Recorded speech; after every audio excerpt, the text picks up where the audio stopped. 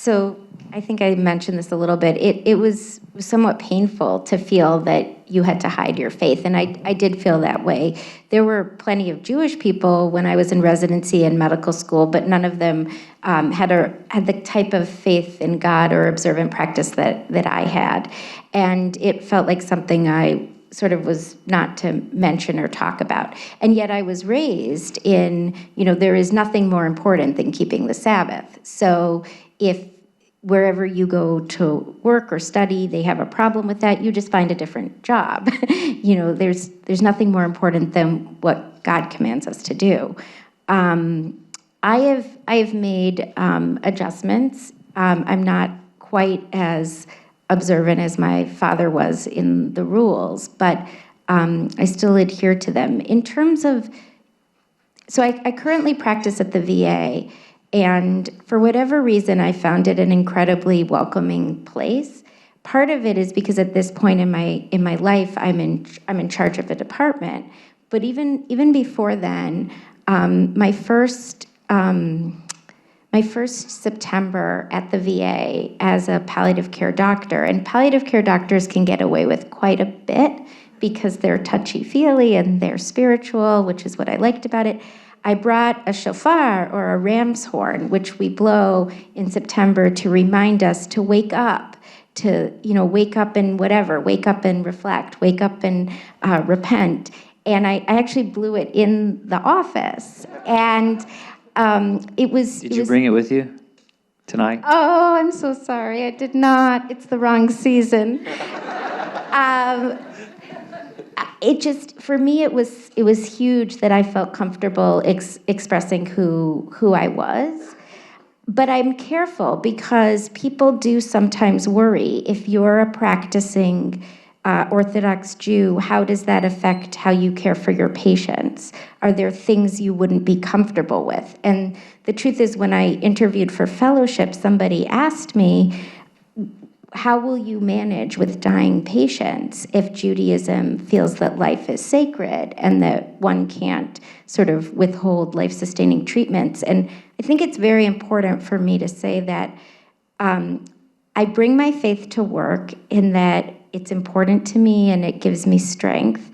I use it when it's helpful to connect with other people. And I absolutely never ascribe what I believe on anyone else, be they Jewish or not Jewish. And I don't know if I'm jumping ahead, but I think it's very important to, at least for me, I feel like those are not contradictory, that I can have a faith that I have to do certain things, but it doesn't at all influence what you have to do because you have your own beliefs. I went to medical school at the University of North Carolina, and then 3 years of residency at the University of Chicago. And along the way, it struck me that no medical educator ever asked us to consider how the substance of Judaism, Christianity, Islam, or any other tradition informs the work we're up to in the practice of medicine. And I always thought that was odd. I still think that's odd. But first of all, just on the historical basis, medicine has received such profound contributions from these communities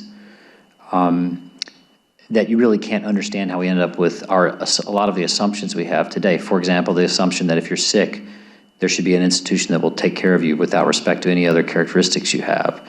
That's kind of a religious invention. Historically, and so I never found that satisfying, and certainly as a Christian, it's theologically problematic. I mean, spiritually, fundamentally problematic to think of yourself as having a kind of religious self, and then a professional self, or a personal self and a professional self. I think it's also philosophically incoherent in the end to think of yourself that way. That each of us has to show up as the one thing we are, the one person we are, and according to our best lights, with humility, seek to act act reasonably, act according to our, fulfilling our obligations to others. And a part of the way we understand what those are, part of the way we understand what medicine is about, is in reference to key ideas about what we owe to one another as human beings, what we reasonably hope for, what we are, what our future is, that can't be answered that really, these are questions that are answered by religious traditions. And so part of my work has been to try to create spaces within academic medicine where we can take those things seriously. I can relate to both, to be honest. Even for an average Muslim physician and an average Muslim individual, it is not possible for us to separate our religion person from our professional person. Islam is an integral part of our identity. It is not possible for us to leave our identity at the doorstep of our workplace and just go to work. Because Islam is not only about how we perceive God. It is not only about how we worship God. It is a complete life guide. It tells us how to interact with each other, what is appropriate, what is not appropriate, what kind of standards I have to have and uphold when I interact with others. It is literally a complete life guide. This does not mean that I have or that I am allowed to impose my beliefs and my vision onto others. It just is the source of my values that I have to keep in order for me to function as a normal individual.